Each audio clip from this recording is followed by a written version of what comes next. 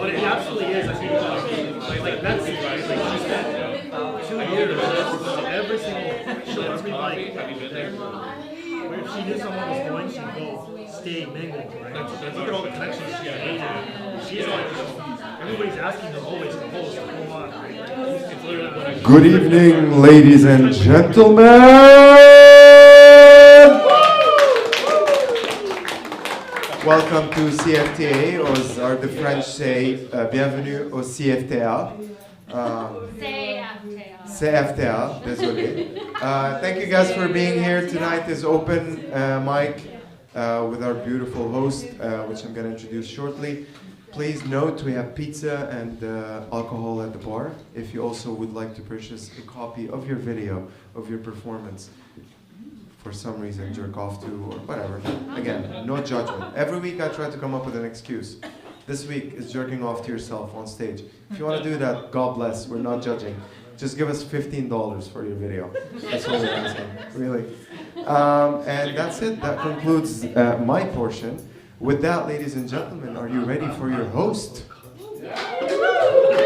See, no, she's my favorite. We have to, I say that every week, by the way. Just give her a big thundering loud of applause. KERRI FARGO!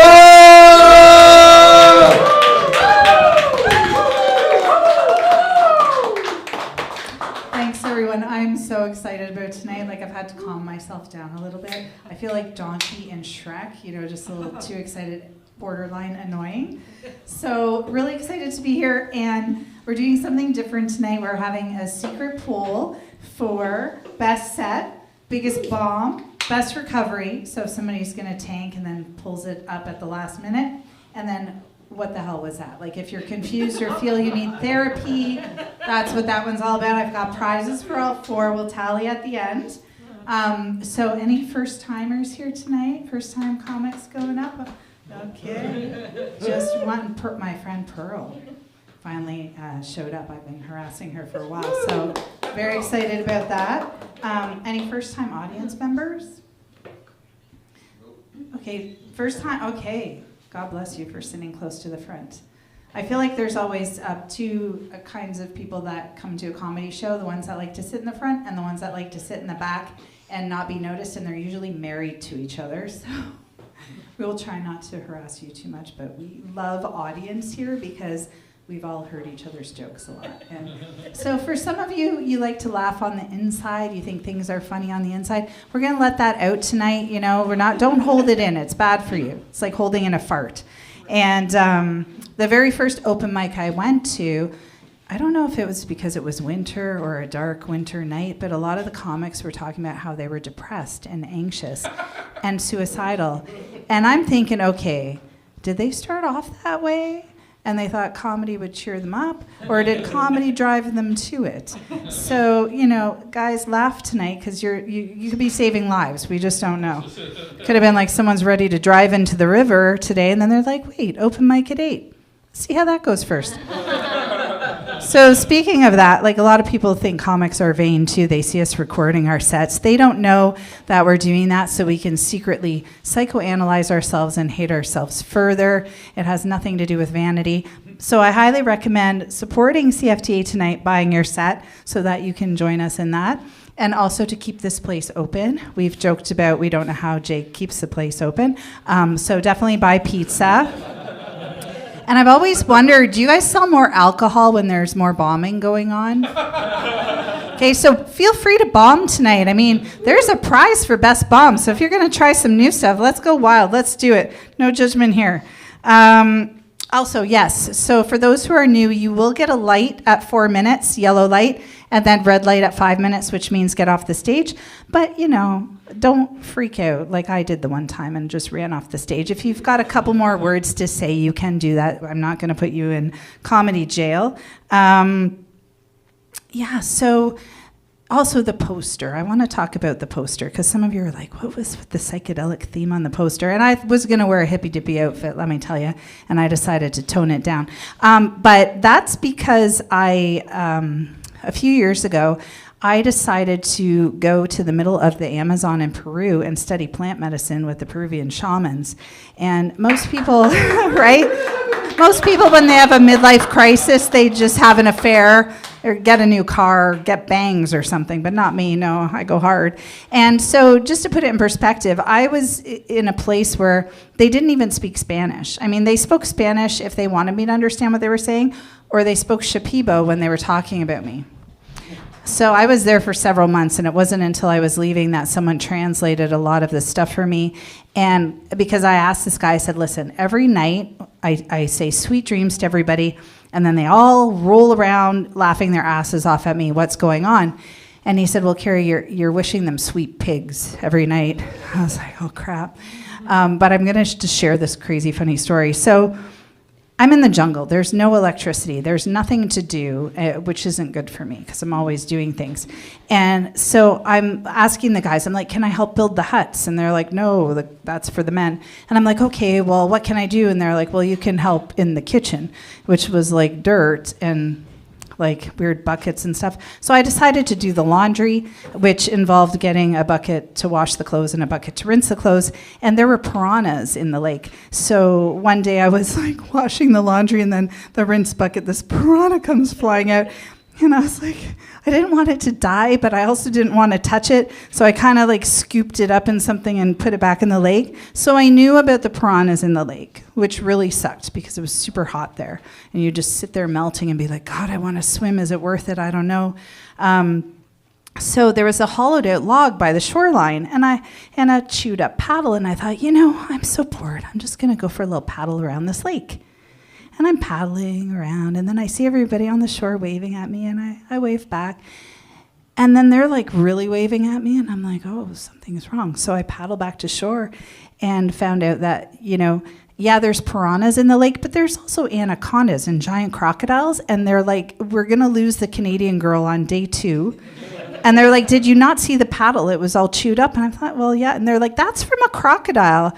And I'm like, well, why do you have a boat here then, if people can't use it? And they're like, it's for the fishermen to go out and put the net out at night. The fish we have in the morning, because there's no refrigeration here, that's what that's for. So breakfast would be piranha and potato, and it's kind of like eating a sunfish. Like it would take me 3 hours to eat this fish, because if you're going to choke on a bone in the jungle there, you're going to die. So anyway, probably too much information, but fun fact. So I've done a lot of ayahuasca, a lot, and it wasn't planned, but I have a lot of experience in non-ordinary reality. So if anyone's having a nervous breakdown, needs their chakras aligned, needs their haunted house cleared, call me. That's my weird day job.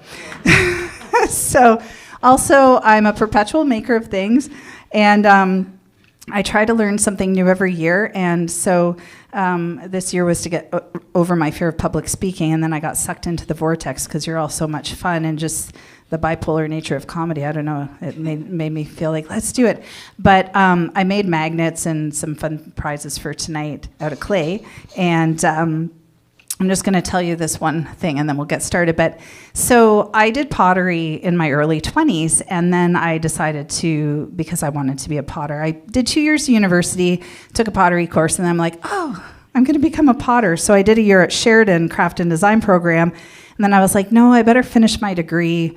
I still want to go to teacher's college. So I went and finished at university, but so I lost touch with everybody. And then a few years ago, I found one of my old friends on Facebook. And so we started messaging, and we were going to meet for coffee. And he's now a ceramic artist.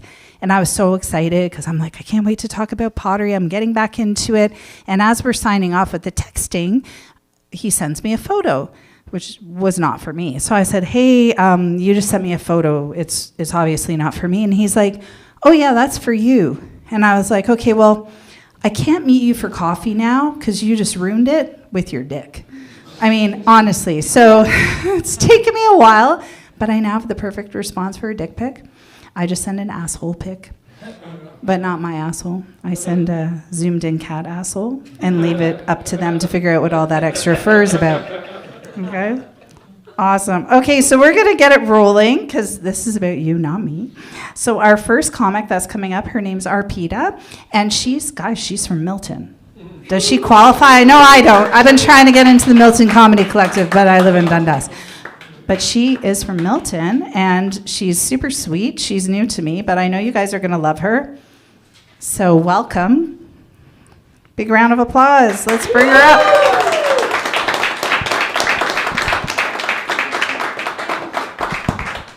Good evening. Are you ready? Are you ready to see me bomb again? I have a little announcement. I might start identifying as a man. Simply because it's way cheaper. Way cheaper. Being a woman is getting so expensive for me. A woman's body is like a government's road. Always under construction, always needs maintenance. I just can't, pay for it anymore. I can't afford it anymore, which is why I have decided to be a man. My maintenance protocol is expensive, which is why I'm going this way. So right now, here is all what I have to do, okay? Just telling you. I have to cover my gray roots.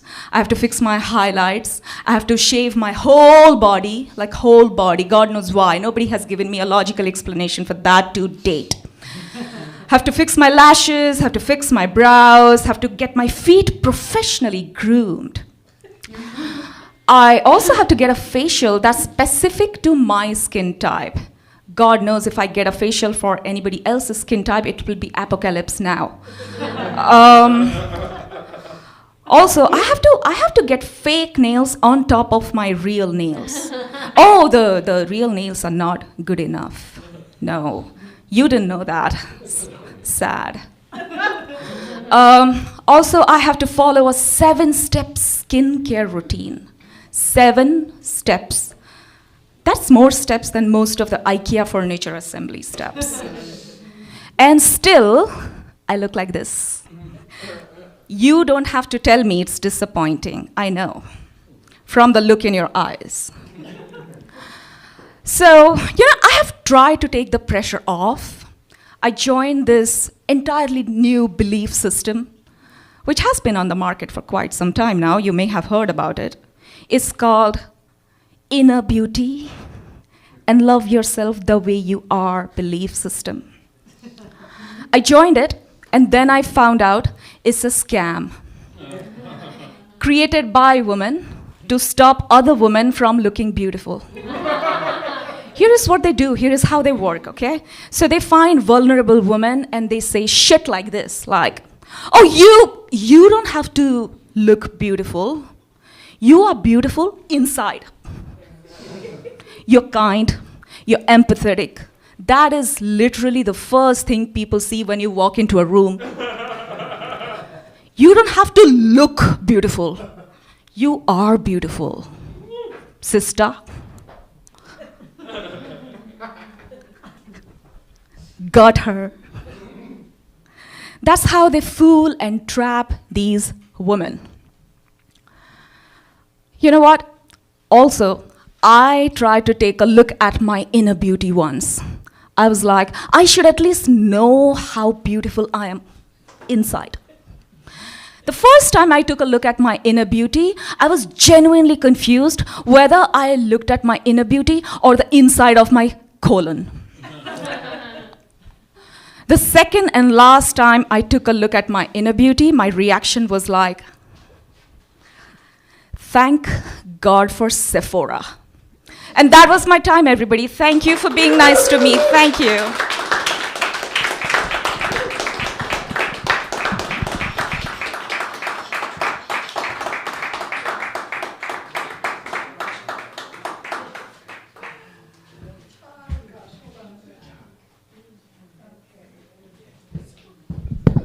That was awesome. I'm really stressed out now, though, because I'm not doing any proper skincare, and I'm going to wrinkle like a raisin. And it gets downhill from here, I hate to say. Like, vintage parts are a real thing. So our next comic coming up is Dante. He's part of the Milton Comedy Collective, and he wanted me to say he's been bumped by Gabriel Iglesias. Probably an inside joke. So let's give a big round of applause to Dante. Here he comes. CFTA, make some noise.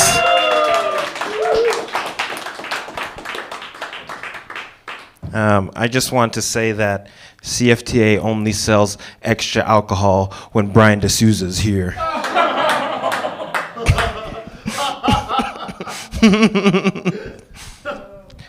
Question for you in the front row.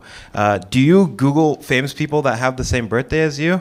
No. No? Okay. Do you? No? Does anybody do that? Yeah? Who was that you? Who do you got? Anyways, you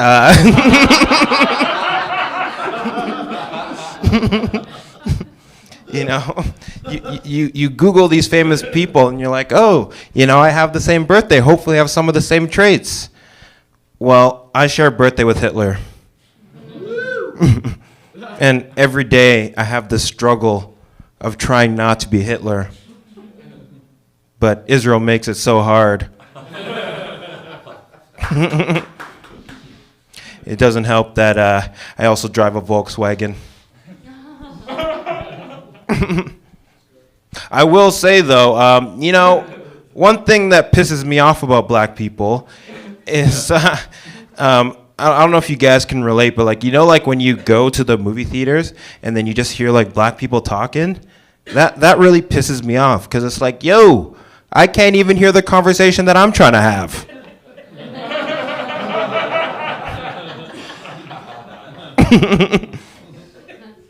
What else? Oh, another thing that pisses me off is I recently saw a commercial on TV and it said, for 85 cents a day, you can feed a hungry dog. But growing up, it was 25 cents to feed a hungry African child. And the worst part about it is that they hired the same fly to land on the dog. Telling me this fly is employed. As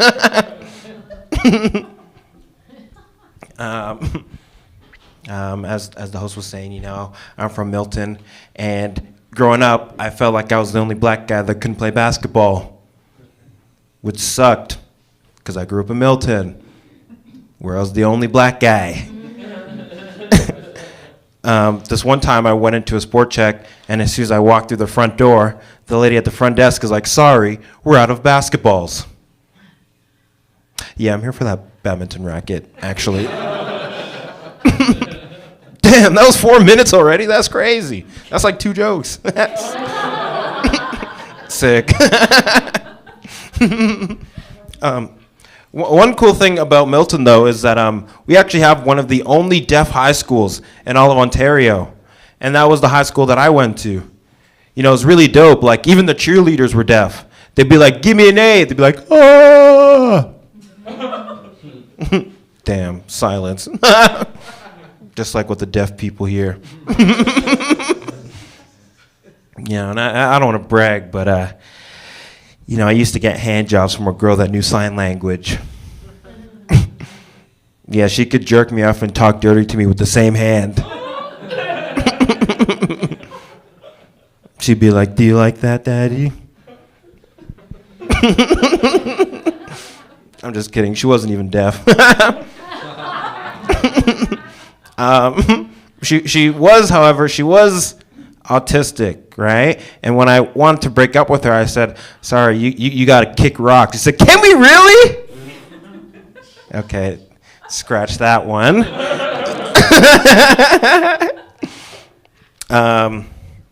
You know, but since then, I've been on the dating apps, and it's been all right. It's been so-so.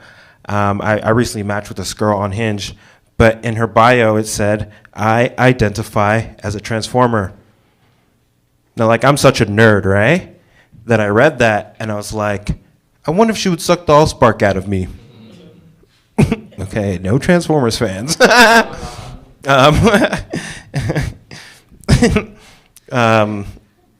You know, when we met up, I'm like, hi, my name is Dante. She said, I am Sloptimus Prime. All right, I guess I'll just end it there. Is my time up? I'm confused. That's it? All right, cool. Thank you.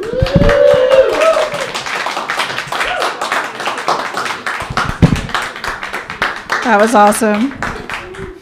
Online dating's brutal. Anyone else? Online dating trauma in the room?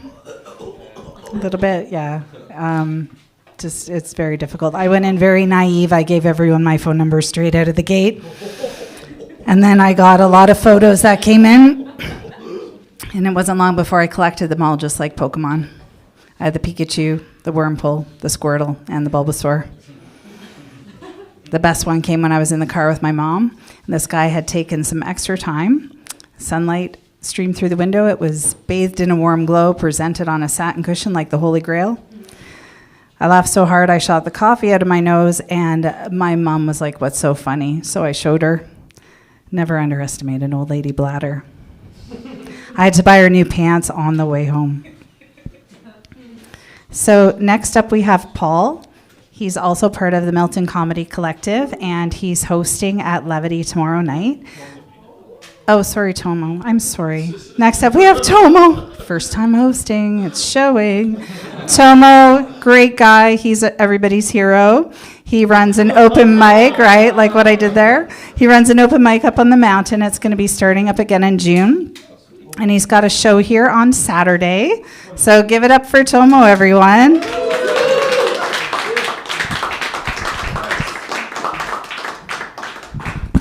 Good evening, guys, and thanks. So I'm Tomo. I don't really identify as straight or gay. I wanted to come out and say that I identify as tomosexual, which means I am romantically and sexually really attracted to myself. And I understand if you think that's weird, or that if you're not into the same thing, you tomophobics.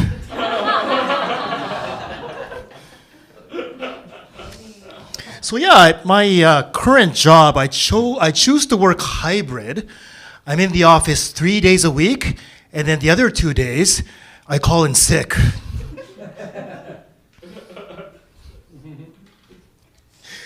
My orthopedic doctor said that I should wear a corset for my lower back pain, but I was worried about looking silly wearing that in public. So I found this really cool leather one. It's a little bit loose around the chest. Yeah, I'm still working on the best delivery of that one. I don't know. What is it called? Steampunk? Yeah, or something like that. Yeah. So did you know that in the Middle Ages, monks went on these beer fasts where they drank nothing but beer for calories? And it made me realize that my dad was a monk. Yeah. My friend is an expert on vintage clothing. According to her, any clothing that is at least 20 years old is vintage. And it made me realize that my mom's underwear is vintage clothing. Maybe, I don't know, not original enough? Yeah. No? Okay. Speaking of clothing, I'm a runner. So I was jogging outside with these new breathable pants, and they were so light and airy that it's almost as if they weren't there. And then I realized I forgot to put them on.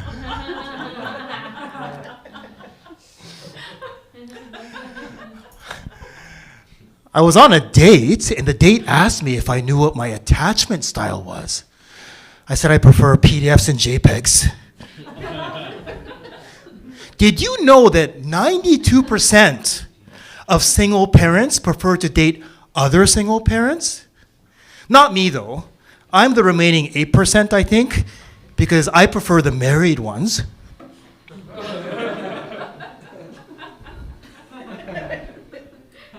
Okay.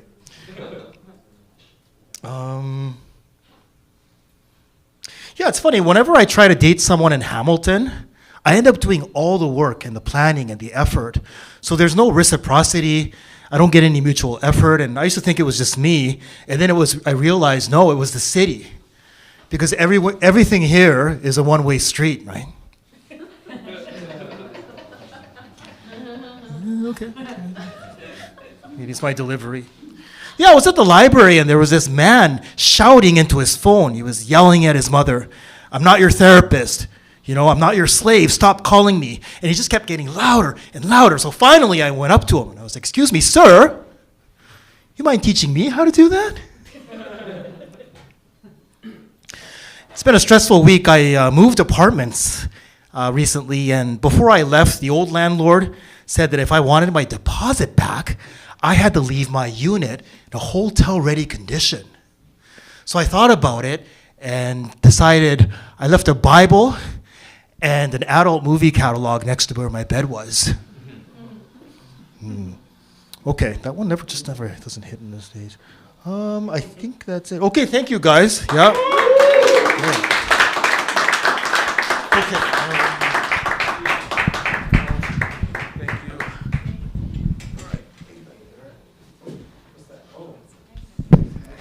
you. Big round of applause for Tomo, everyone.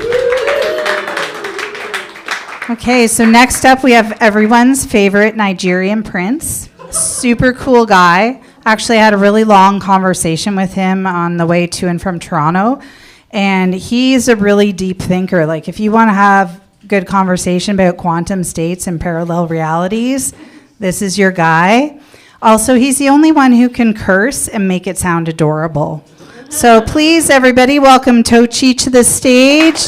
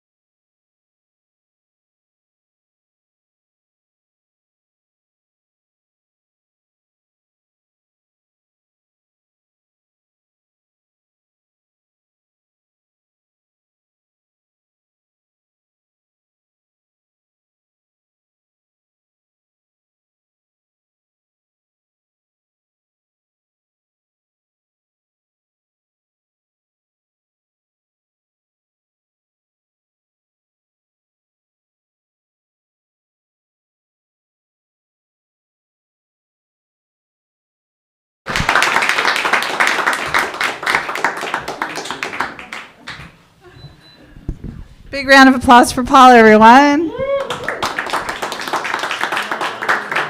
So I think Paul's going to really struggle this spring and summer because the feet are going to be making an appearance, right? Flip-flops, sandals happening. Yeah. And I thought, like, when he first said that, he was talking about the smell, because feet can smell, right? But nothing smells worse than boys. You know, they start off smelling like sunshine, rainbows, and fruit snacks, and then around age 11, it shifts into a dank goat-like smell. I had 3 boys. It was like living with 3 unrefrigerated teenage cheeses. Yeah, it was disgusting. Anyway, Mike doesn't smell like goats. Our next comic, I got sucked into his Instagram vortex one day. He was putting a skateboard together. And you know when you just watch somebody making something or doing something, like I had stuff to do and I was like, I want to put a skateboard together now and I don't even know how to skateboard. He's also part of the Milton Comedy Collective, super funny guy. Please welcome to the stage, Mike, everyone.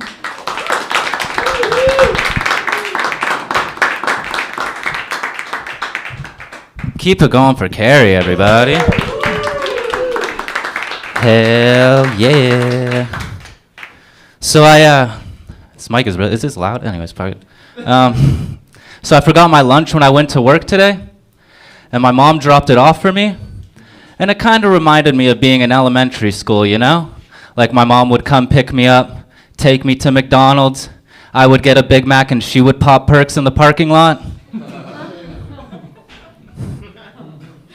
Okay, so I'm part of like this wedding party thing for my buddy, and he's Scottish, so he wants us to all get kilts for like all the groomsmen, and one of our buddies is getting pretty gay about it. And like he texted the group chat, he's like, I hope none of you boys are wearing boxers that night. And I was like, what the fuck? And he's like, dude, like if I check up your kilt and I see you're wearing boxers, I'm gonna teabag you. And I'm like, Doug, are you fucking gay, bro? What the fuck is going on? He's getting really gay about it, but I'm still working on that one anyways. But so I can't get my teeth numbed when I go to the dentist because I'm allergic to the Novocaine gel that they give you. But I can do cocaine, no problem. So if like you really think about it, it's like I'm allergic to good cocaine, you know? So it's like when I go to the dentist now, I have to bring my own to get my cavity filled, like out there rubbing the gums and stuff like that. Got so bad the dentist started doing it with me. One day I showed up and he had 2 straws sticking out of the mask, but he was ready to go. So does anyone here smoke cigarettes? Hell yeah, dude. So when you go buy cigarettes, they put these horrible pictures on the package. So like they'll put like a picture of like a tongue with tongue cancer, like a toe with gangrene, or the worst one, a dead baby. And it's fucked up, man, because like every time I go to buy smokes now, I feel like I'm at a slot machine. Cause like I don't know which picture I'm gonna get, right? Like I'll go up to the guy like, hey man, can I get a pack of smokes? No dead baby, no dead baby, no dead baby, fucking dead baby, god damn it. Every time. Check it. Dead baby. Look. Help me, Mike, no, stop smoking, please. This is also the only picture of me as a kid, so. Thank you. Okay. So there are titles for girls that fuck a specific type of guy. This one's kind of fucked up. Okay, so if a girl fucks only hockey players, she's called a puck bunny. Or if a white girl fucks only black guys, she's called a night rider. Or if a black girl fucks only white guys, she's called smart. I'm sorry. Where's my camera? CFTA, I'm sorry, YouTube. I'm gonna do my apologies now. Center for Talking Arts does not support this kind of humor. I just want to say sorry, Mom. Sorry to all the black people here, the 3. Anyways, I'm gonna get out of here. Later, dudes. I'm Mike Flica.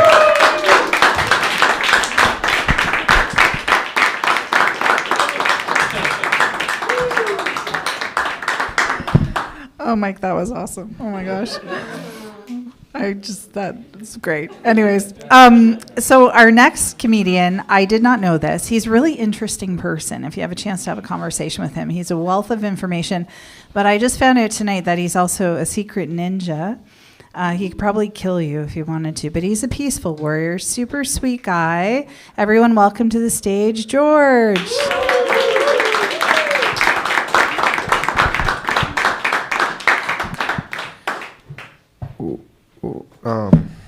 Were you guys offended when they shot Trump and they missed? Can't say that. Can't say that anymore. It's offensive. Because, people say, words have consequences. Like if you say that, maybe somebody will do it. I'm like, yeah, that's like saying, if I say fuck Trump, a French guy is a French terrorist is going to be like, I should fuck the president of the United States. He needs my fucking right now. Like Secret Service comes out with a, like, they have a press conference. They're like, we saved the president's butthole today from an attempted rape by a French terrorist. No, but seriously, were you guys offended when Trump posted himself as Jesus? Yeah, I wasn't. I was born and raised and probably still am Christian. I don't know. And that didn't offend me because honestly, I'm reading the Bible again. I didn't read it before because I'm Catholic. So I'm reading the Bible again. And the more I read the Bible, the more I realize Jesus is a lot like Trump. And in the sense that, like, if the more you read the Bible, the more you figure out Jesus just rambles and kind of makes shit up on the fly. Kind of like Trump. And I'm not talking, like he's like Trump, like his dad gave him his career, like, like type of comedy. No, it's deeper than that. Because, Jesus, God, or Jesus, as he's known by his street name, would be talking shit, right? Like talking to people, right? It was like his disciples came to him one day. There's this story in the Bible. It's very interesting. Read it. It's really cool. They come to him like, Lord, Sire. They're British, again, for some reason. I don't know why. Like every movie they made of Jesus, Arabs were British at the time. Probably because of their bad teeth. I don't know. Americans get confused. Like bad teeth, British. That's it. So, like they come to him, Lord, Sire, there are people waiting for you and they would like to have a word with you and they're hungry. So, Jesus just being all cool, and Jesus-y, he's like, yeah, get me 2 fish and 3 loaves of bread, like a fucking magician, like, guys, stick around. You might want to put this in the Bible. Like, it's gonna be dope, I promise.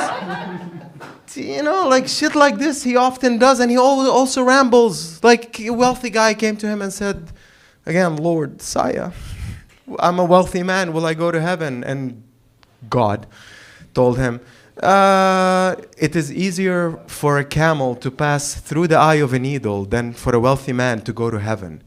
And I could feel the disciples sitting there, kind of like the CNN reporters at the White House going, what the fuck do I write right now? Like, dude, I'm quitting. I'm telling you, this guy doesn't make sense. It's upsetting. It's upsetting. I feel it was upsetting being around Jesus at the time because he was annoying. And the more I'm reading into the Bible, I'm also realizing that Jesus is a lot like Trump. And again, I'm not saying Trump is like Jesus. Jesus is modeled after Trump. Like his ultimate goal is to become Trump, like I want to be Trump, and because he's always like, I'm telling you the truth, I have the best truth ever, I'm God, I'm like, it's a very Trumpish of him. But also they operate the same. Like, Jesus was the important one, right? Kind of like Trump, he's the president, and Peter, who he shall build his church upon, is like Vance, because he's the vice president, right? And Caroline Levitt reminds me of Mary Magdalene in the sense that she's a whore. Can't say that as well. It's offensive. No, actually, Mary Magdalene reminds me a lot of Stormy Daniels, if you know her, Trump's side squeeze, because Trump had sex with her and then he had to pay her off. Kind of gives me like what Jesus did with Mary Magdalene. He goes, listen, I have no money, but I will absolve you from all your sins. Go, you are forgiven. Like that's Jesus' payment, right? Like I'll pay you off. But the Bible, the more you read it again, I feel like they keep Jesus as this beautiful image, right? Like, and he disappears in the Bible from the age of 13 or 12 till he's 33. So I kept wondering, what was he doing during that time, right? Did he, spiral down? Like he started smoking dope and, like he started thinking about dark thoughts that spiraled him down. Like thoughts like, do you think Michael Jackson still said the N-word after he became white? Like shit like that, like thinking deep about life, and he started losing it, and his dad fired him, and he's just standing outside of IKEA parking lot waiting for people with their boxes going, hey guys, you need help building your furniture? I'll do it for $50, And then he took a course with Tony Robbins and came back stronger, better, more confident. And now he's ready to become Jesus, which means, ladies and gentlemen, there's a book out there. If the Bible is the best of Jesus, that means there's a book out there called The Outtakes of Jesus. Kind of like the DVD extras. Or Jesus' second YouTube channel. Where he did mundane shit that didn't make it really to the Bible. It wasn't worthy of the story, right? Like I imagine Jesus, on a day, like just standing on the edge of a cliff, just standing there looking at the view that he made. And he's just standing there looking down, he's having fun. And a guy comes along and is like, hey dude. And he's like, oh, hey, what's up? He's like, what are you doing here? He's like, oh, I was just checking out my view, like, I did this, like, on the 5th day, and it's the 7th. I'm just looking at it, And the guy's like, cool. Oh, wait, are you the guy who did the thing with the fish and the bread? And Jesus is like, yeah, that's me. That's absolutely me. And the guy goes, oh my God, you're so talented and you're so good at it. And he's like, yeah, that's cool. And the guy goes, so what do you do when you're not preaching? And Jesus goes, oh, for work? The guy goes, yeah. He goes, I have a wood shop with my dad. We build cabinets and shit like that. Like the fucking God came to earth, and instead of fucking being a venture capitalist, he decides, I want to work with my hands. I like doing stuff with my hands. Like I made the world in 6 days. I want to make more stuff with my hands. And the Jews were like, you like those hands, don't you? We're gonna nail you with these hands. Not the Jews, obviously. I know it's whoever people the Jews say it was then. I believe it, by the way. But yeah, Jesus will never become Trump. That's my final thought. He will never become Trump. He will never become Trump because Trump has many ups on Jesus. Like he's already winning, Jesus has a Bible, so what? Trump has a Bible. Right? Trump has what? Money? Jesus had a flock of people, supporters as well, much like Trump. Jesus is still promising a second coming. Trump already did that, so Trump wins. I think Trump wins. Thank you guys, that was my time.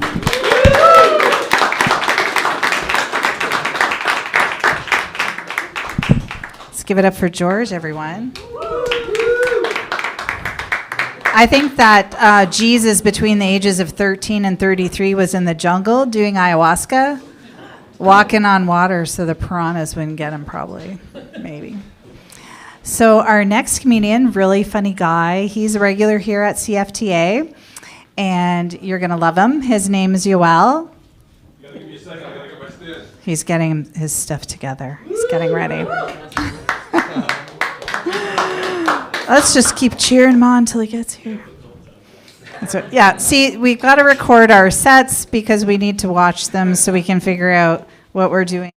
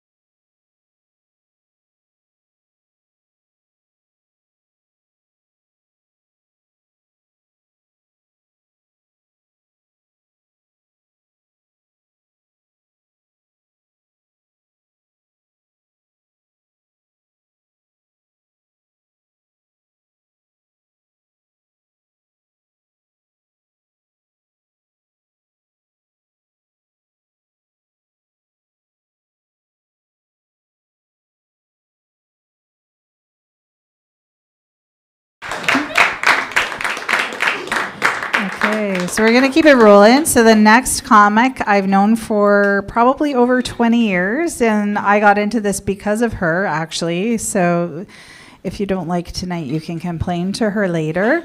I have been bugging her to come here for the longest time, so I'm so excited she's here tonight. Her name is Pearl. Let's give it up for Pearl, everyone.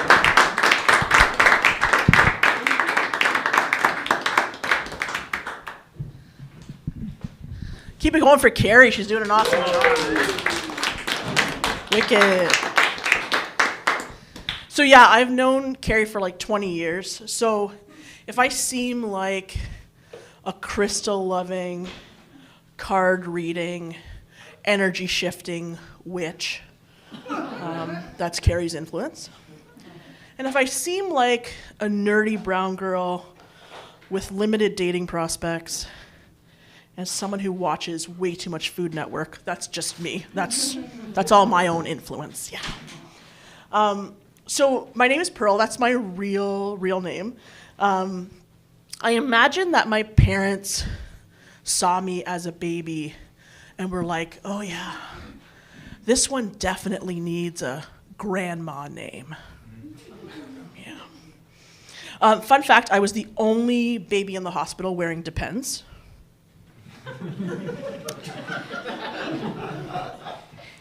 And instead of piercing my ears, my parents gave me a medical alert bracelet. Yeah. Well, it makes sense, right? Because I kept falling and I couldn't get up, right? So I grew up in Brantford. And some of you thought you heard Brampton, but I actually I said that I grew up in Brantford. And it is, I grew up in Brantford in the 80s, and it is strange being a brown kid, like, in Brantford at that time. Did any of your schools have, like, a food fair, like, when you're in elementary school? Want to do that? Yeah. So, like, I was in grade 4. We had an international food fair, right? But I just told you that I grew up in Brantford in the 80s, yeah? So this international food fair, I think it should have been called Foods of Western Europe, and then whatever curry the brown girl's bringing, you know? But as a kid, like, I didn't want to be associated with curry because it was different, right? And my friends weren't eating that at their house. So, but now I love curry. Yeah, any curry fans? Audience? Yeah. Where were you guys when I was growing up? Okay? No, I'm sorry. Thank you. I love curry. I love curry so much that I would wear it as a perfume. Yeah? Can you imagine a curry perfume? Yes. No? It could be called Curfume. Yes, by Dior. Sanjay Dior. Yeah. I love curry, but I'll be honest, my spice tolerance is pretty terrible. Like, on a scale, my spice tolerance is probably more like white bread with mayo. That's probably where I'm at on that scale. So I can't go to Indian restaurants, right? Because when I go there, I have to order the shameful mild. Yeah, and so if you guys don't know what that is, the shameful mild is the mild combined with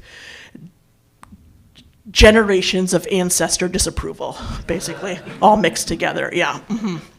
If you've never had that one, you should try that one.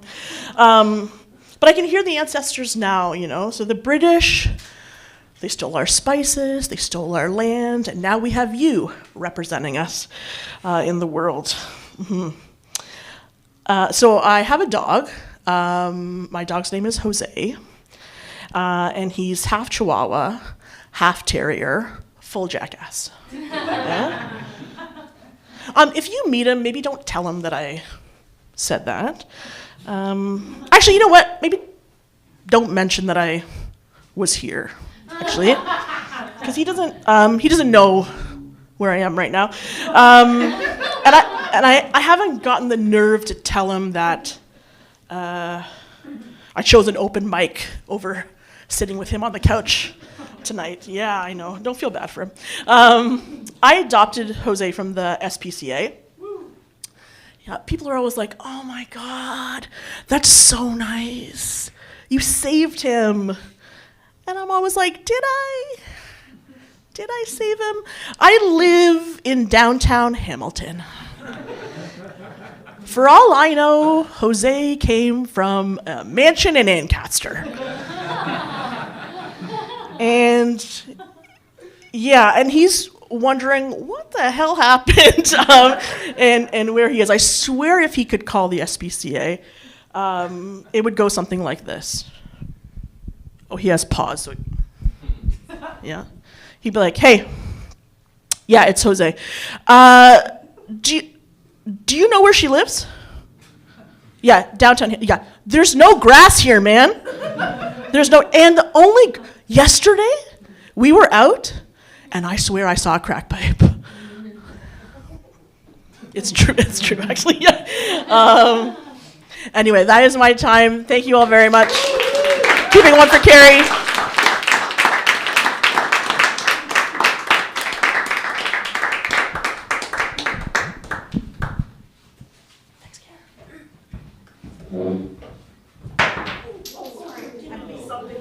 It's okay. I've been sneaking people magnets as they go off the stage. Yeah, I made them because I'm a weirdo. So it's my first time hosting, and I'm very grateful to Jake and CFTA letting me host, even though I've messed it up a few times tonight. But you always remember your first time. So I'm just really glad it's not in a dive bar in a gross part of Hamilton. So thank you for keeping it classy. Our next comedian is one of my comedian sisters. We were in class together at Levity. She's very funny. I'll let her tell you about this because it's part of her set, but she's also part of the Grassroots Comedy Festival in Niagara on Thursday. So we're hoping that she represents well. So please welcome to the stage, Natasha.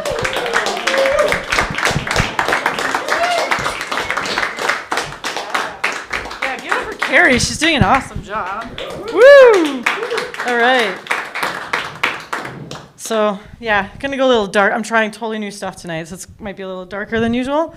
Paul's not here anymore, though, I don't think. I was gonna say, Paul, I don't like feet either. I prefer inches.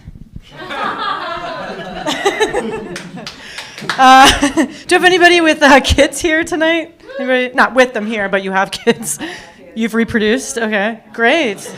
Yeah, well, I'm in my 40s now, and I've got 2 kids as well. They're 71 and 74. They identify as mom and dad. And, now I'm telling them what to do, so I'm always like, exercise, eat well, leave me everything.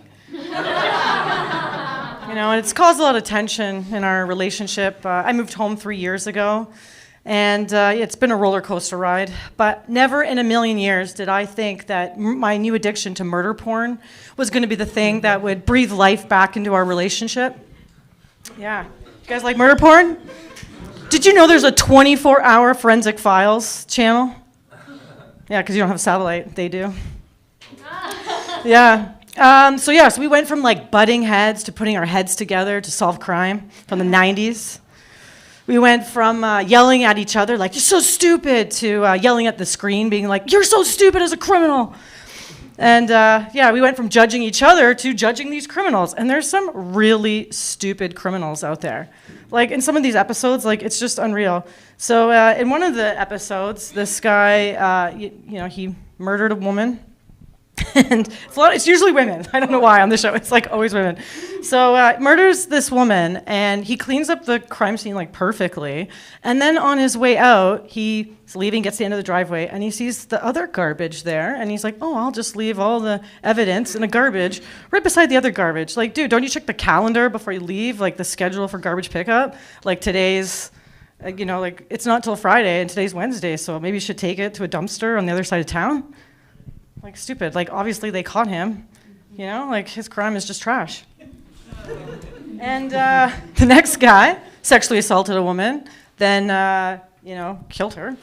And then he decided to have a shower before he left. So what was he doing? Walking by and he's like, look at that shower head, it's a mohen. I wonder what the pressure's like here. Oh, oil of Olay? Yes, please. Fancy. So it's like, oh, there was something there. Yeah, but the reason the way they caught him was because after the shower, he just left the towel on the sink with his pubes in there. Yeah. So if he hadn't left that there, the evidence would have just been fuzzy, and he would have got away with it. And so recently, I went to see my financial advisor to talk about my portfolio, my non-existent portfolio. And they were saying, you know what, you really should have taken out life insurance on your parents like years ago. And I'm like, do you know what you're suggesting? I've watched thousands of hours of forensic files, and 80% of all the crime is because somebody fell on hard times and they decided to kill the person that they took the life insurance out on. So do you know what you're suggesting? And think about like a couple years ago when COVID hit. Right? And the world stopped. Some of us lost our jobs. Like, I lost all my jobs. Like, I was an actor, so I had a lot of hustles. Everything just stopped. My parents wouldn't be here today if I'd taken a life insurance on them. Okay? But you know what saved them? CERB. Yeah, I'm calling it crime evaded relief benefit. So for all the people that are going around saying, fuck you, Trudeau, I'm saying, no, let's not fuck Trudeau. I'm saying, thank you, Trudeau, because you just saved my parents' lives. Okay, thank you. That was dark, but you'll enjoy this, so that's good.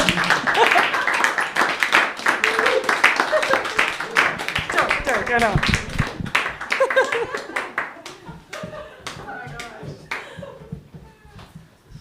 Let's give it up for Natasha, everyone. Clap loudly. I'm scared of her now. She's a sweet, sweet person, but I don't know. She talked about taking her parents out. I'm concerned. Let's just not piss her off. So next we have someone from Brantford. He's wacky and fun. I don't know him that well, but it was funny. There's 2 comics here from Brantford tonight, so I think they might be friends now. Right? Maybe they'll carpool next time. So please welcome to the stage Liam, everyone.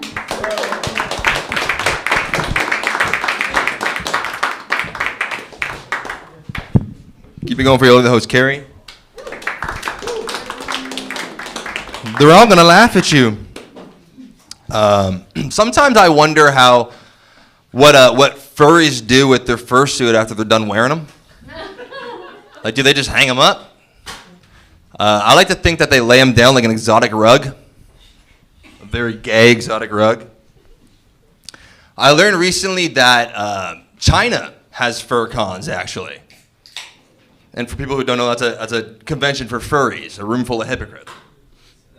I feel like there's a conflict of interest there. Half the attendees would be poaching. You see the caterers running around, cutting the fins off the people in dolphin costumes, throwing them back in the sea of people.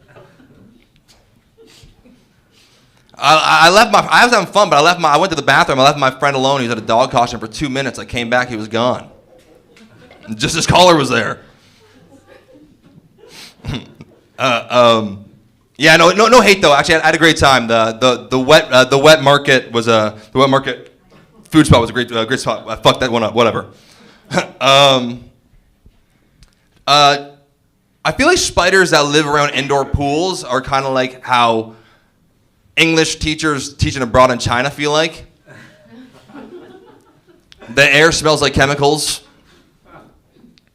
There's plenty ways to catch bugs. And this joke sucks. I don't dislike China. I don't know why China was the theme tonight. I'm not xenophobic. I'm just worried. My cat's been acting real weird. I think he's a Chinese spy. Yeah, I actually had a chance to ask him that day. I sat him down and I said, "Hey, buddy, Mr. Whiskers, do you have a favorite communist leader by any chance?" And he answered right away. It was crazy. He said Mao. What the fuck do I do? It's crazy. Yeah, and on top of that, I think my dog's gay. He keeps trying to sleep with me. Like, get the fuck out of my bed, dude. And he keeps putting things in his mouth and making eye contact with me. I think he's sending a message. Weirdly enough, though, he never licks the peanut butter off. I'm kidding, he does every time. It's Shout outs to Balder, my guy. Shut up. I forget my next joke. Sorry. Do you guys think that Air Bud ever received any traveling calls? I said dribble, not kibble. Shut up. After my girlfriend broke up with me, I became the unsolicited dick sending guy.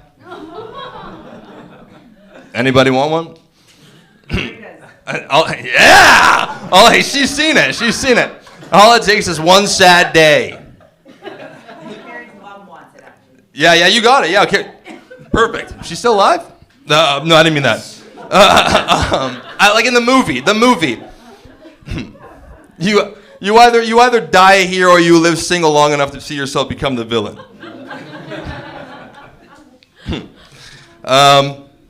Yeah, my Dante earlier mentioned, he asked me if I ever Google any actors have the same birthday as me. I don't really typically Google actors, unless it's a black actor that I don't remember the name of, because it just feels racist to forget. Oh, what's his name? That guy in Django. That's him. Yeah. That's Allstate stand.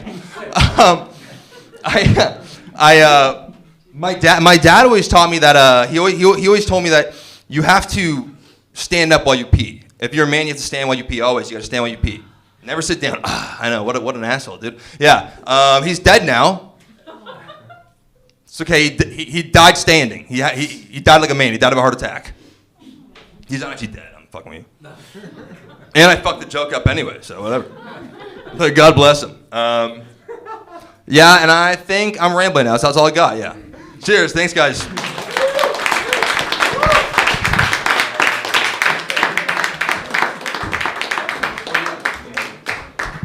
Let's give another round for Liam, everybody. I'm sure I have some of his photos. I was talking about that earlier, how I have a whole collection. I will say this though, Liam, I'm going to give you some advice. If you have to send one, make sure that the lighting is good. Nobody wants a mystery, shadowy dick pic that gives serial killer vibes. So, some nice lighting, maybe a filter. It's always a good idea. So I'm really excited to welcome our next comic to the stage. She's also a comedy sister. We were in class together. She's killing it. I had to write this down. She's doing a show Saturday at Blake House and then Sunday at Comedy Bar, both in Toronto. Her name's Shauna, and she is the Real Housewife of Port Dover. Welcome to the stage. Let's keep it going for Kerri. Men are sending the wrong things. You need to send your credit score, okay? No, you don't want that. Yeah. That you can't. Well, then that means you just shouldn't even bother. How about that, right? Before I got into comedy, I was in a really dark place, and I was actually considering committing adultery. But now I hang around with guys like you all the time, and mostly unemployed and live in your parents' basement. Yeah, my husband, he has a job, and he only goes in the basement to watch porn. So I think I'll stay with him for a little while. My name is Shauna, and I'm 55 years old. Thank you. I know you're probably thinking, wow, good genetics. Yeah, no, it's just Botox. Lots and lots of Botox. Lots of needles in my face. Mother's Day is coming up on Sunday. It's a great day for mothers. It's the one day we get to be without our kids without feeling guilty. And I have a 22-year-old and a 23-year-old. And I had C-sections with both of my kids. I like to call it vaginal preservation surgery. I'm the only one in my friend group who can sneeze without crossing my legs. I was a really hands-on mom. I did everything with my kids. When I was growing up, we never even saw our parents. Now we track our kids' locations and our daughters' periods. My daughter's late this month. My kids went to, my daughter graduated from Queens a couple of years ago. Go Queens? I don't know what they're called. And my son just graduated a couple weeks ago from the University of Guelph. Go Griffins. You guys have all of our money. And we're from a small town. My kids didn't grow up with a lot of strangers, so before they went away to university, I kind of had to give them a pep talk, like things are going to be different. So I said to my daughter, sweetheart, trust no one. You could get roofied or raped, or even worse, you could end up with a boyfriend who's poor. And then I said to my son, I said, sweetheart, you're a white man. Everybody hates that now. Go get him. So yeah, as I was saying, up until 2 weeks ago, my husband and I were empty nesters. You know, and then like being an empty nester is kind of like when you're 17 and your parents go away on a vacation and they leave you with your credit card, and at first you're like, woo, turn on the music, let's have a party, let's drink, let's fuck on the kitchen counter. And then, you know, I don't know, after a while you start missing them, you wish they'd come home. And then they come home and you're like, okay, when are you leaving again? That's kind of how I feel about our son. And I feel like I'm living with a domestic terrorist. Every time I go in his bedroom, it's like a bomb went off in there. And every time I empty his garbage, it's full of like used Kleenexes. I don't know. He doesn't have a cold. He doesn't have allergies. And, you know, he's into online gambling now. Have you guys heard of FanDuel? Yeah, of course you have, right? Yeah. He goes, Mom, don't worry, the first bet's free. I said, yeah, buddy, that's how cocaine works. Yeah, I'm pretty sure that FanDuel just ripped off cocaine's entire business model. My daughter, she after she graduated from Queen's, she got a really good job in Toronto, making very, very good money, had a gorgeous apartment, and about 3 months ago, she said, you know, I don't think this life is for me. I think I'm gonna move to Costa Rica and teach English as a second language in the jungle. And we're like, well, you could have told us that before we put you for 4 years of university. We could have bought a condo in Costa Rica for that kind of money. I could be meditating on under a palm tree right now, and you could be teaching the alphabet on the beach. I really do miss it though when the kids were little. When my son was 9, he gave me a mug for Mother's Day that said best mom ever. But he kind of hesitated when he gave it to me. I could see it in his eyes. It was like, you're not quite there yet, but you have potential. Sometimes I feel guilty when I drink my coffee out of that mug, so I reach for something more achievable, like, I don't know, best MILF ever. I mean, I know I wasn't the best mom ever. I wasn't on the PTA. I didn't help coach soccer. I didn't do their homework for them. That was the nanny's job. The nanny was my husband. And I'm not trying to say that having kids ruined my life, but it did ruin a lot of my days. And I'll tell you this last thing really quick before I get the red light. After all of these things that I've been going through, I got my first hot flash. It came out of nowhere like a thief in the night trying to steal my youth. I got a sweaty neck, a sweaty head. I tore off my shirt. There was a river of sweat running between my tits. I think they call that swits. The worst part was I was in the front seat of my car in the Sobeys parking lot when I tore my shirt off, and everyone was walking by with their grocery carts full of food like, is that lady having a hot flash or did she live in her car? Either could be true. And so I did go to the doctor, and she gave me hormone replacement therapy, and that did get rid of the hot flashes. But I don't know, I'm just so moody. I can't really stand being around most people. Guys, I'm starting to think I might just be a bitch. So then I went to therapy to see if there was something wrong with me, but my therapist said, nah, you're fine. They're all just a bunch of cunts. My therapist is ChatGPT. Anyways, you guys have been a great crowd. Thank you so much. My name is Shauna. Keep it going for KERRI.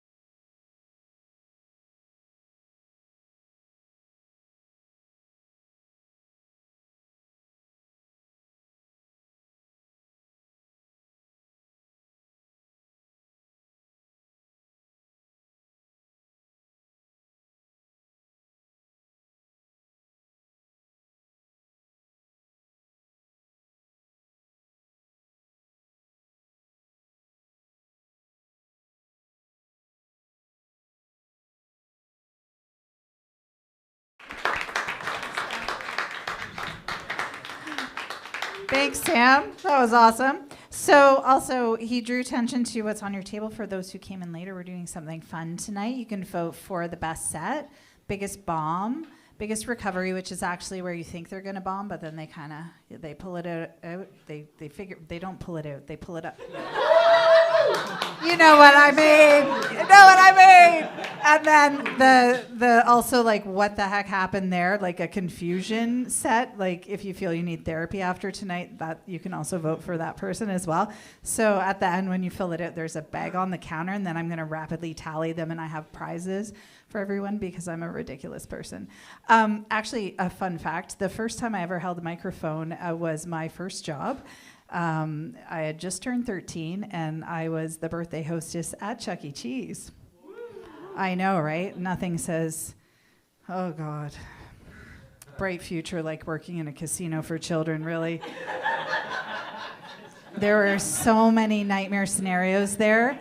And someone asked me the other day, they're like, you know, what's your style of comedy? And I'm like, well, I kind of am a storyteller, but I'm sort of like, it's more of a cautionary tale because I've done crazy things. So it's sort of like, don't do this. And it's the same with the Chuck E. Cheese situation. Like, I had a lot of trauma there, but I learned a lot. And one of the things I learned was never let your kids in a ball crawl. Okay, they're the dirtiest things on the planet. It takes 2 seconds for poop or vomit over here to get to the other side. Seriously. So when my kids were little, I was like the bad mom because I'd never let them go in one. The only one I would ever let them go in was the one at IKEA because the Swedish know how to keep their balls clean. Anyway. So our next comedian, I don't know well, but he's been here before, and I know he's going to be funny. His name's Nick. Please welcome him to the stage, everybody. Oh, he came up a different way. It's already starting off crazy. Always have the element of surprise in comedy. Give it up for KERRI. And give it up for mothers. And give it up for your mother's vagina, too. That's being too loud. Your mother's vagina. Not your mother's, just all mothers' vaginas. Do we have mothers in the audience, aside from KERRI? Yeah? Good. Do you feel like every Mother's Day flowers is an adequate compensation? No, it sucks. Another fucking thing to look after, right? That's what you want. Another orchid. That's right. Yeah, you can only water it like 7 minutes of every day between noon and 2. Oh, you do want an orchid? Oh, okay. Yeah. Sure. I think it's hard to be a mom. It's hard to be mom. They've gone through a lot. They've given birth. And they've also had to have sex with a man. Like, think about that. We're not that great. We're not that good. And not just a man, your father. Again, not your father, maybe your father, I don't know. But like your father, everybody's father. That's a tough thing. Have you ever caught your parents doing it? Hell yeah. Okay, you sound like you didn't catch your parents having sex. That's fine, I guess. I never caught my parents having sex, but I could always tell like when they had finished. And it was because like I'd walk downstairs and be way too quiet, and then my dad would come downstairs and he would just be way too chipper. You know, hey sport, let's go for a hike, come on, got the whole day ahead of us. And I was like 60% sure. But what always would tip me off is when my mom came downstairs and she would just be like, hey, I'm going back to bed. My favorite part of that joke is the fact that my mom's right there in the corner of the room. So give it up for my mom and her poor vagina. I was a big kid. I'm the youngest of 3, so yeah, she has her legs crossed right now for reasons only mothers understand. Yeah. No, I should bomb out of courtesy. I apologize. It's hard to be a mom. Do people like world events? No, me neither. I quit the news. I'm not up to date. I had no idea that the Winter Olympics had passed until someone told me that. They're like, oh, whatever sports. They're like, oh, I missed the Winter Olympics. And I was like, oh, I had no idea the Winter Olympics passed. But does anybody watch the Winter Olympics? Tried? No, I caught it. Oh, you caught it? It was going by. You caught it. I think that's everybody's attitude towards the Winter Olympics. They're like, if I happen to see it. But like, I don't want to watch a bunch of white people have a paid winter vacation. Right? That's all the Winter Olympics is, right? Like skiing, skating, like those aren't sports, they're resort packages. I think these people don't deserve medals, they deserve like hot chocolate. You know what I mean? Like, like 90% of these activities we're just applauding for gravity. Like the entire time. You're like, oh my God, he skied so fast. What was your plan, Brad? I didn't break, and I ended up alive at the end. It was great. like luging. These are not athletes. These are adults who like to toboggan. That's all the luge is. And if you remember back in the last time Canada hosted the Winter Olympics in 2010, there was some guy practicing from like whatever country, whatever white people country, and he died. He died luging, practicing, and like the Olympic Committee was like all in a faff. They're like, oh, we have to investigate this. We have to see, oh, what went wrong. I'll tell you what went wrong. He luged.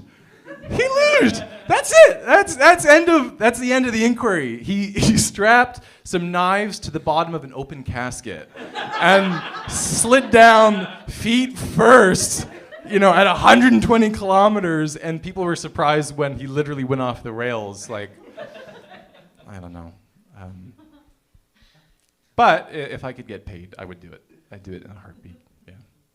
I'm gonna finish with some great jokes. So if you have socks, like, hold on to them. Hold on to them, Sam.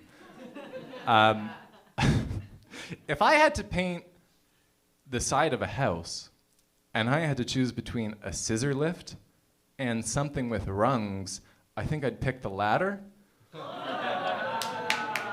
Yeah? Yeah? Huh? I came up with that today in the grocery store with my mother. Such an inspiration. So thank you, Mom. Happy Mother's Day. Give it up for my mom and her vagina and all your mom's vaginas. Call and apologize. Don't give them flowers. Just say, I'm sorry, and give them a hug. And that was my time. Here comes Kerri. Give it up for Kerri. That was awesome. Here you go. Got a special magnet. And he's leaving the same way he came.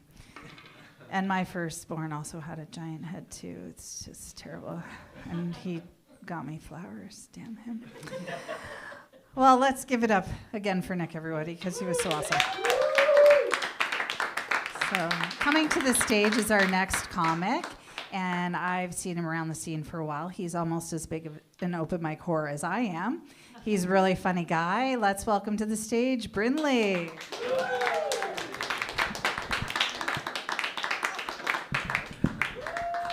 I was 7 pounds, 11 ounces. What do you think about that? Not bad.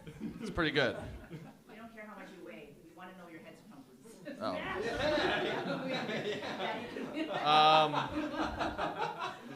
I can tell you my head circumference. Let's talk about the other head. Oh, okay.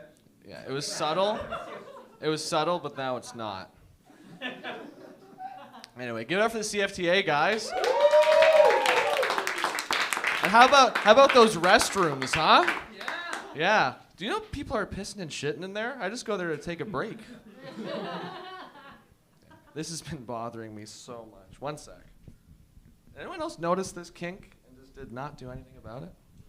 Unbelievable. What other kinks do you have? Oh. I like sex. That's it. Anyway, any scientists here? It's okay, they can talk. It means I'm not doing well. It's motivation. No, it's about your joke. It was great. We're just awkward. Shut up! Only negativity. That's the only way I can grow.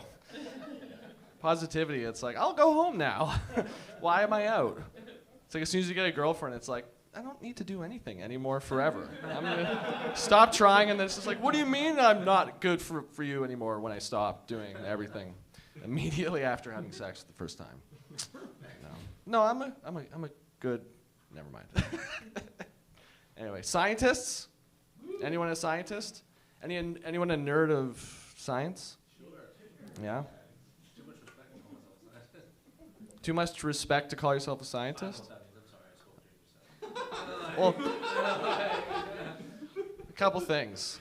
Your front row, I was making eye contact with you, and I spoke freely. Do you like science? I do. Okay. Are you a climate change person? Like, you're like, yeah, man, people make the earth mad. We could do something. Okay. There's a lot to talk about there. Just looking for, yeah. Loaded question. Yeah, I'm trying to be ambiguous for humor. Yeah, not working. Not working. I'm sorry, I'm the wrong guy. Stop. I'm looking over here now, man. Anyway, science. Forever plastics. Have you guys heard of that? What they are? They're in our bloodstream forever and ever. Yeah. Even like, sorry, did I make you upset? Yeah, it is really upsetting. Yeah. Can you feel it? Nanoplastics in my brain. Yeah, it's everywhere. Yeah. Even like, you know, like we talk about the science stuff, but I'm also like a nerd. I like Star Wars and stuff like that, you know.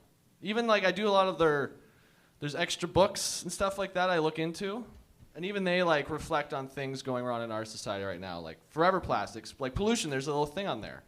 Yeah, there's so much plastic that they had to rename Jar Jar Binks Tupperware Binks. Yeah, thank you. That's probably my favorite joke I've ever written. So fucking stupid.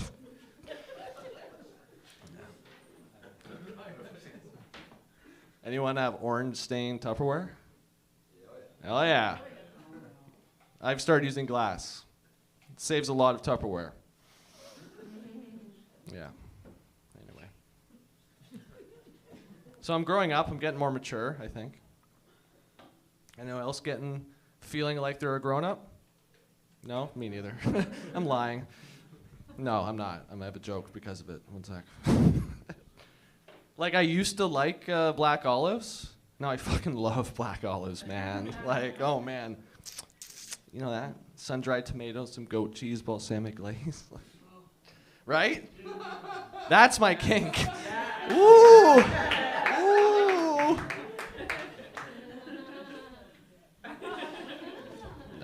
No, I don't have one of those right now.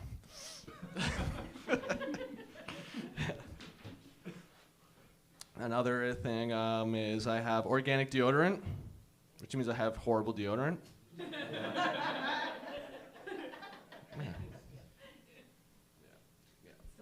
I used about 4 applications today. I didn't go out. I got my priorities straight. No, I think there's 3 priorities everyone should have. People disagree with me what they think. The first 2 everyone gets right, you know, food and water, sleep. And what's the other thing people think? Love, right? Everyone needs love. Wrong. Everywhere, my top 3 priority. This one's also dumb, but it's my favorite. My third priority is having a safe, reliable, and comfortable place to always shit. Because yeah, you could be sitting there in love, but you're just gonna be sitting there in your own shit. Like, what the fuck? See? I like it. I like it. All right, thanks, guys. Wait, Stephen. I just want to present him with some all-natural deodorant that I made. On behalf of all the comedians, saving lives over here. Oh my God. Give it up for Brindley, everybody. Oh my gosh. So coming to the stage next is a wonderful lady. I met her at a class at Levity. She's a great storyteller. She's hilarious. We've been harassing her to get out here for a while, so I'm so excited she's here tonight.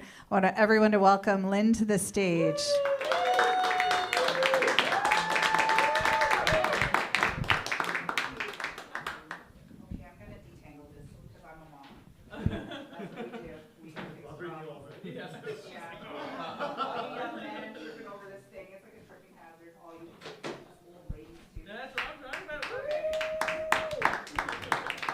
Hello. So we graduated from Scott Falconbridge's class, and we all got shit on for storytelling. So I didn't actually have a set, and I'm just going to apologize to Scott right now that this is a story, and I was inspired to tell this story. Who was the gentleman who was like, I don't have a foot fetish? Is he still here? Paul is gone.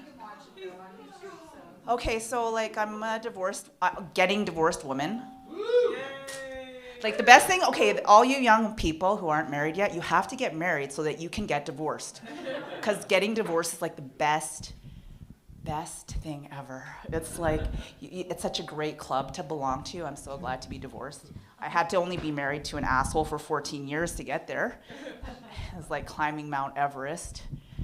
I can very much relate to your story. I'm sure my kids also had this feeling. I'm a little afraid. I'm going to ask them later about this when they're older, like adults.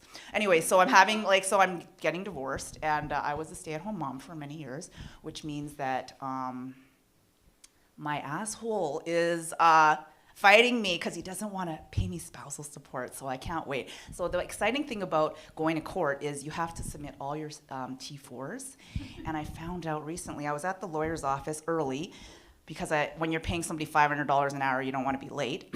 So I go there, and there's all these women. They're sitting around in the front. All the young women who are doing like who are, answering the phones and shit. So there's this young black woman, and they're all huddled around this woman, and she's like, I was just, quietly overhearing the whole conversation, and she's like, I made thousands of dollars, and it's fantastic, just minutes a day. And I'm like, tell me more. I need to know about this side hustle. And so it turns out she has a foot fetish website, and she sells her feet pictures. And this lawyer who didn't have a client at the moment was coming out showing her, like, she'd just been to the Dominican, and she's like, take a look at my beautiful foot toenails. And the lawyer's white. She's like Polish or something. She's like, yeah. And they were like, oh, like, look, you could start you should put that on Foot Finder. And the lady's like, what? How much does it cost? Like, the lawyer. And she's like, oh, it's like $60 or something, membership. And she's like, no, I'm not doing that. And then do you have to put your face on? They're like, no, you don't have to put your face. It's totally anonymous. And this lady's like, well, you could even put your feet on my profile. I'm like, what? Your followers aren't even gonna notice? Like, they're not your feet. Anyway, so I got so excited about this side hustle that I signed up. So I'm actually on here to promote my side hustle. I've got like 5 photos up. I've got like 3 followers. And my not boyfriend, I sent him he doesn't have a foot fetish either. So he's like, he read I'm a writer, I'm a creative writer, I think. And so I wrote I had so much fun writing my little profile. I'm like, suburban housewife from Burlington. I love to have, it's amazing what you do when you're anonymous, right? So I was like, I love to have my feet sucked. And I sent it to my not boyfriend, and he's like, oh, really? You love to have your toes sucked? And I'm like, fuck, this is the character. I'm the foot finder. I'm the foot model. And he's like, oh, okay, okay. So anyways, he's kind of like my pimp now. I'm like, we're trying to figure it out because neither of us has a foot fetish, and so we're like, okay, how does this work? And he's like, I think you need to have a story. You have the story, and then you update it, and every day maybe you're. So yeah, I'm I'm developing my foot finder character. It's cool. And then random strangers are starting to text me, so it's like, hey, how's it going? Not really sure what my character should say. So anyways, I'm doing my audience research. You can tap me later if you have a quiet foot fetish. You can tell me what it's all about. But the most exciting thing about the biggest motivation for me to get this really going, I want this to really pop and take off so that I get a T4 from footfinder.com, because I cannot wait to put it on my form to send.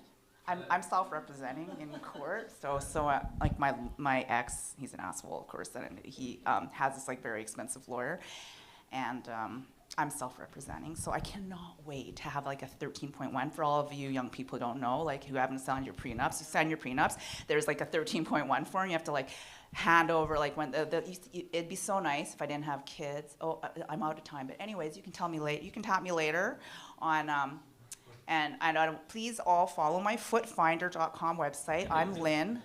I can't remember my profile name on Footfinder. I'll write to you later. Okay, thank you so much, Kerri, for having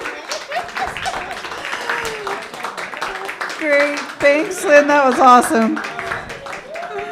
Oh my gosh, I can relate to the divorce thing. It's hard. I'm also divorced, and I'm more annoyed that I gave him the best years of my life. I'd kill for the body I had at 17. That's how old I was when I met my husband. Everything was where God wanted it to be. Factory sealed in its original packaging. Now it's like a scene from Predator. Yeah, it's not getting any better. Listen, I am not aging gracefully. When I hit 40, I was like, screw this. I'm rolling back like Walmart. So I'm now technically 27 years old. So for those of you doing math in the audience, you're going straight to hell. Just stop it right now. So I want you to give a big, warm welcome to our next comic. I don't think I've met him, but he has a name that sounds like it came out of a Dr. Seuss book. So I'm excited to see what he has in store. Please welcome to the stage, Yuba the Yoruba.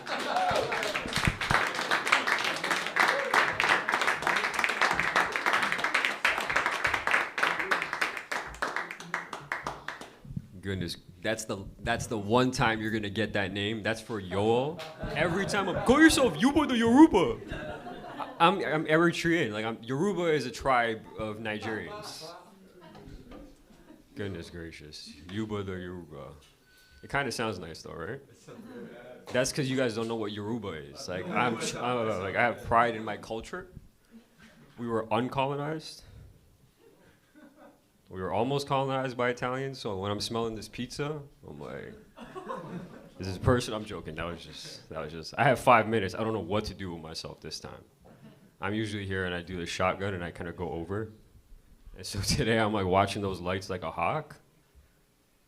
I was here last week on Friday. I was here for story time. See? I was caught off guard, yo. I took a seat. Goodness gracious, different crowd. Some of us are here. I mean, Adrienne, are you here? No? She was here for story time. She wasn't here today, clearly. Different crowd. I'm kind of perplexed because I don't know if I should just go into a set because there's a ton of you here, or if I should go into my notes. I mean, do you want to hear the first note? The first note, I know it. I'm acting like I don't know it. The first note really was, I can't make Israel jokes because every time I do it, I feel like I offend Jewish people. And what I was gonna say, in case you were offended, now that I know that you're here, is I don't mean Jewish people. I just meant Israelis, with the fucking accent.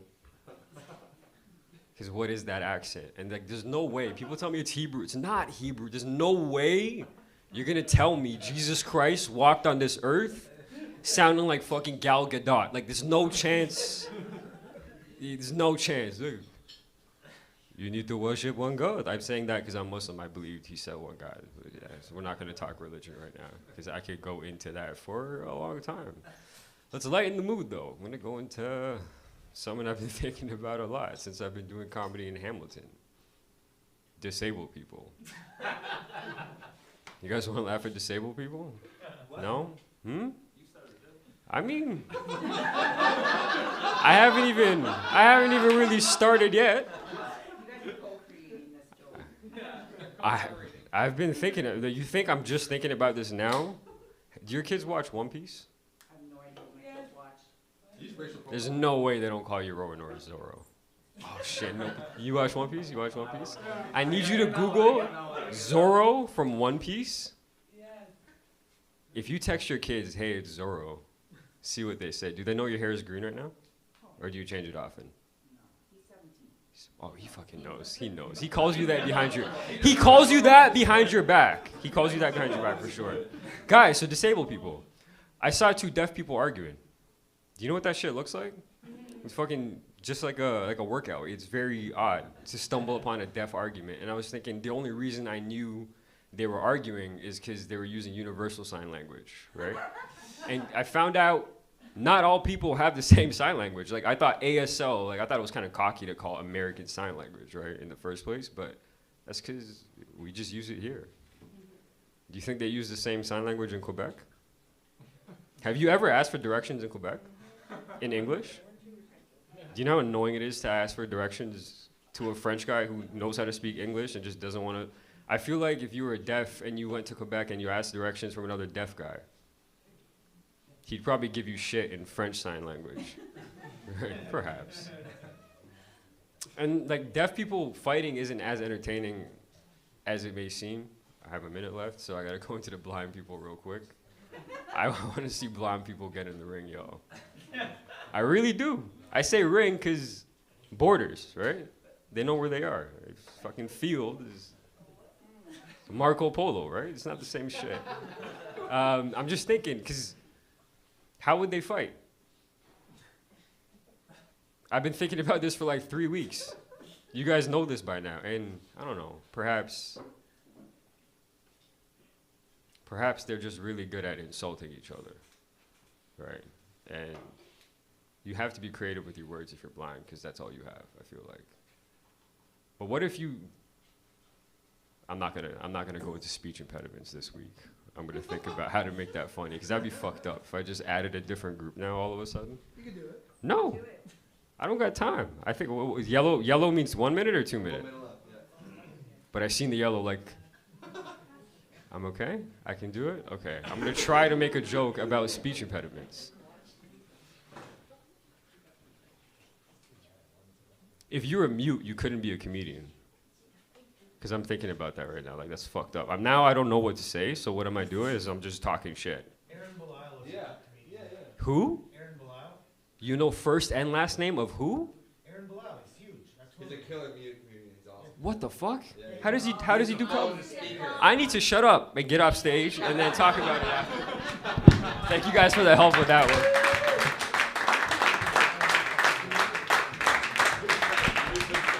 Yuba the Yoruba. Give it up for Yuba, everybody. I think you've got to keep that name. That belongs on a t-shirt, or at least write a children's book. Like, it's awesome. Anyway, just a reminder, we're coming up to our last comic of the night. So get ready to fill out your forms. There's a bag on the counter where you can put your ballots. I'm going to tally them as quickly as possible. And also, for those who went tonight and you want a copy of your recording of your set, $15. Please support CFTA. We love it that they're here. We don't know how they make money. So let's keep the dream alive. Our next comic is hilarious. I've never seen anybody use her body so much, or this stage. Very animated, very fun. I met her at an open mic in January. She was just getting back into comedy after a long hiatus, and she's killing it. Like, she's actually has a guest spot at Levity Friday and Saturday, May 15th and 16th, which is a really big deal.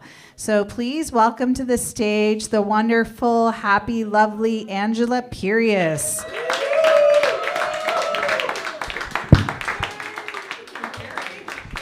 What's up, CFTA? My God, give it up for KERRI, everybody. Give it up for KERRI. Yeah, I did meet KERRI at an open mic, actually. I met her at Levity for the first time, and I have like a terrible judge of character. But when I met her, honestly, my first thought was, you're hot. You're extremely good looking, KERRI.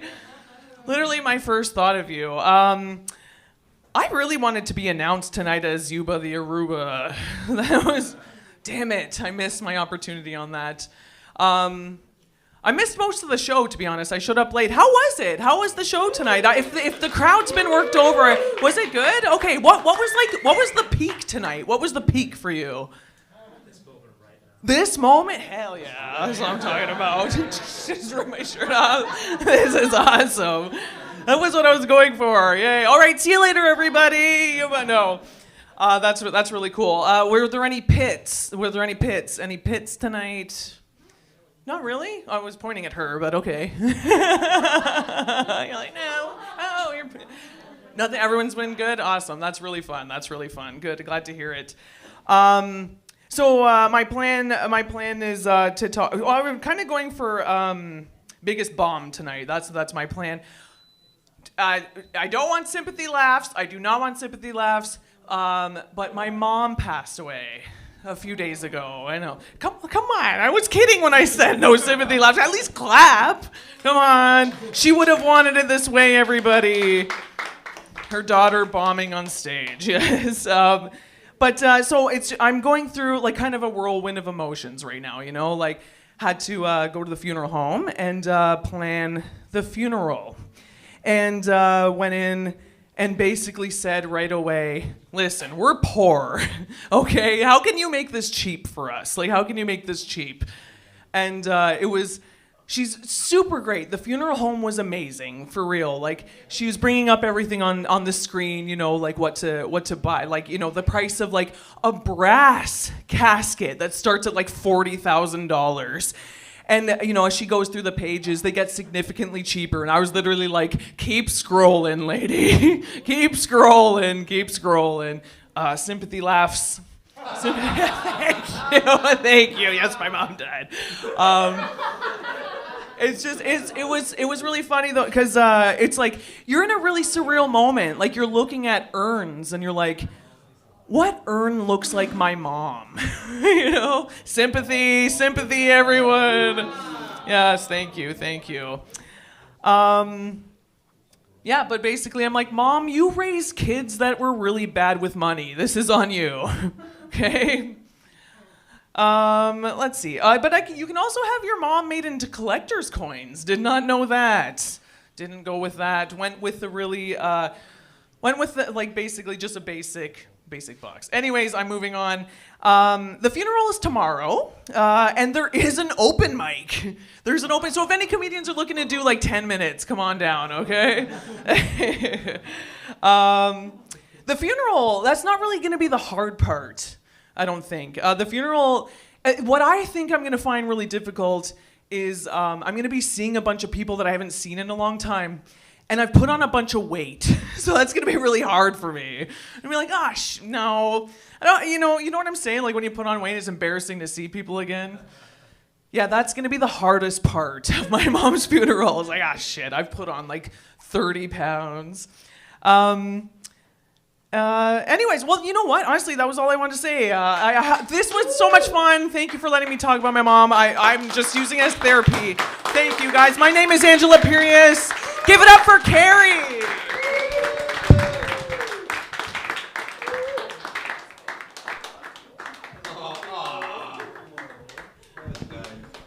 She's the best. Give it up for Angela, everybody. We have one more comic actually coming up. But I just want to say thank you. You're so good for my self-esteem. I've also put on a lot of weight. I actually reverse catfished my boyfriend. I looked like my photo when I met him, and then after a series of unfortunate events, tearing my Achilles, wrecking my knee, gallbladder coming out, I put on like about 40 pounds, and none of my clothes fit. It's awful. Menopause freaking sucks. Anyways, so thank you for making me feel so good. All right, so our next comic I've never met before, but I'm really excited. She seems super sweet. Let's give a big warm welcome to Edith, who's coming up to the stage.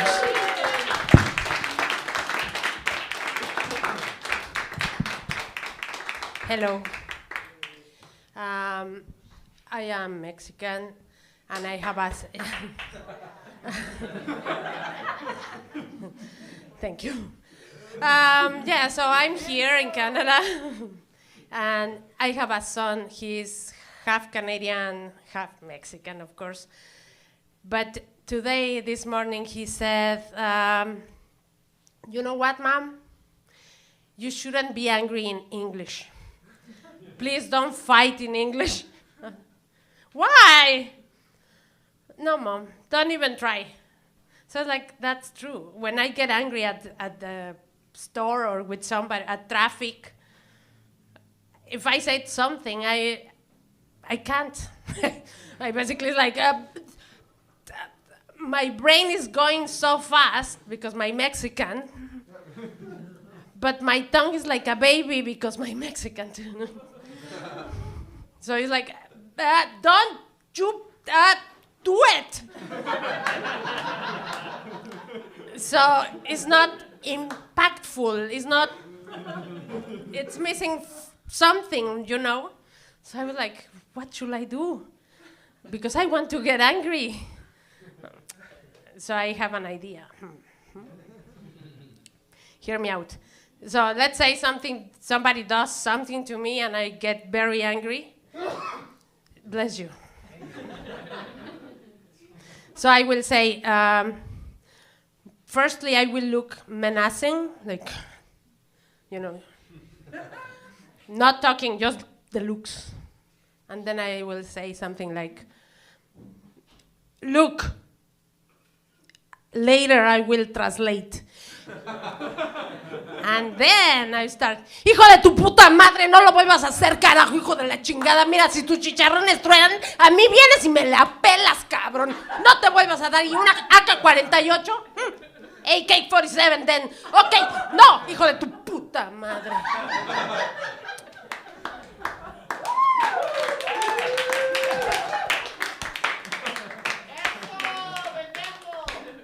And then I proceed to translate. So how can we fix this? I think that's... What do you think? Yeah? Do I look menacing? Yay! Okay, thank you, bye.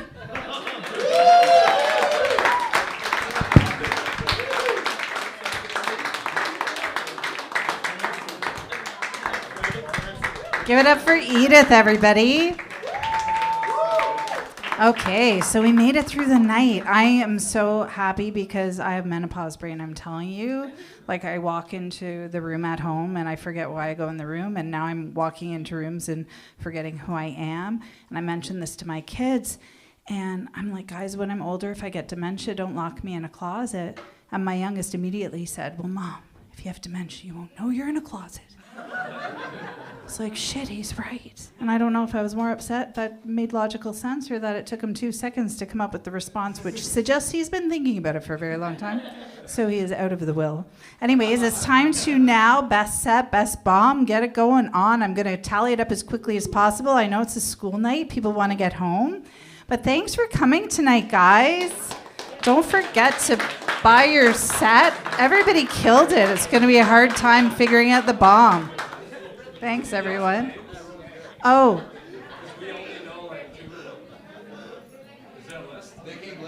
Yeah, I'll read out the list.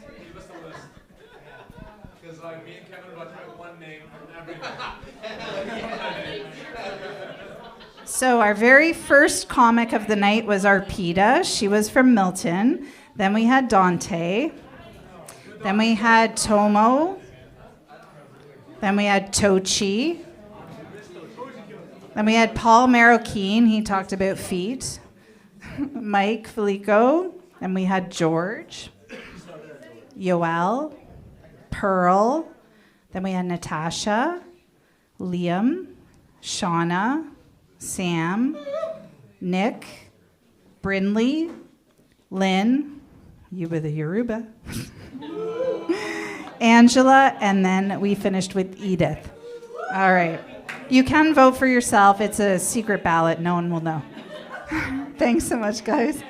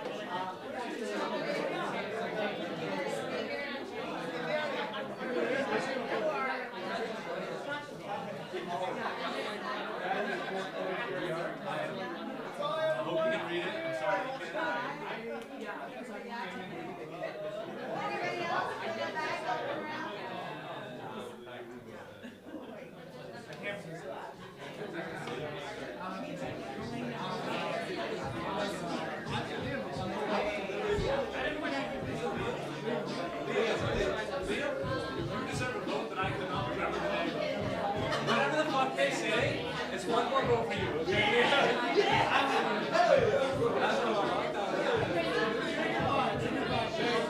Tell the system's broken. It's good to get to. Tell the system's broken. I deserve to prove one of you votes. Yeah, it's like 5 votes.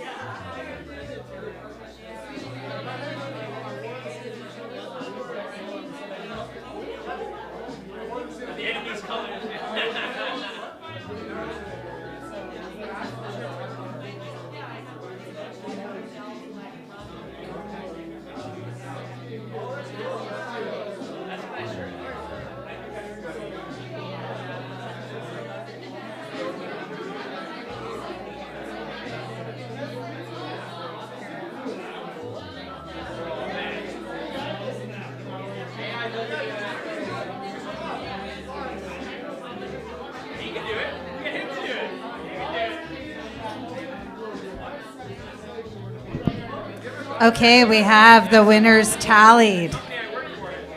Okay, so winner of the best set tonight goes to Nick. All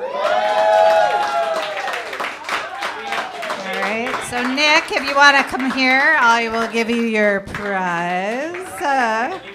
Here you go. So you get a big notebook and a You Killed It magnet made by moi. Congratulations. All right. So the best bomb goes to Sam. I suspect that he filled out these forms himself, but that still counts. So Sam, you get a small joke book you could pick out the one you want. Okay, and then you get a Bombs Away magnet. Congratulations. Woo! All right, good stuff. Okay, best recovery goes to Yoel.